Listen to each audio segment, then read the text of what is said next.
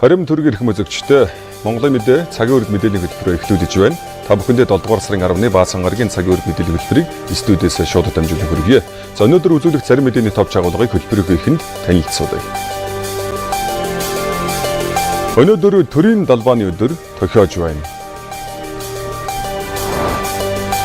Үндэснэх баяр наадмын хүчит бүх хурдан морь, сур болон шагаан харваа үргэлжилж байна. Уг нарны Солонгос улсын ерөнхийлөгч Ижэ Мёнд Монгол улсын их хурлын дарга ерөнхий сайд барааллаа. Улсын хэмжээнд жилд 33,000 орчим гидсний халдварт өвчин бүртгэгддэг. Эдгээр болон бусад мэдээний дэлгэрэнгүй өнөөдрийн цагийн үрд хөтөлбөрөөс хүлээн авч үзээрэй.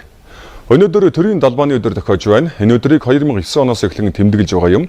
Жил бүрийн 7 дугаар сарын 10-ны өдөр Алтан Соёмбот төрийн далбааг мөнх тэнгэрт мандуулж, зарим жилүүдэд цэргийн парад жагсдаг уламжлалтай. Энэ өдрийг Монгол төрийн бэлэг тэмдэг болсон төрийн далбаанд хүндэтгэлтэй хандаж, түүхт ёс уламжлалаа нандинг өвлөх, үндэсний ив нэгдлийг бэхжүүлэх зорилгоор тэмдэглэдэг юм. Хөтөлбөрийн эхэнд төрийн далбааны бэлэгдэл, уламжлал болон хаана хэрхэн байрлуулах зэрэг баримт мэдээллээс хүргэе.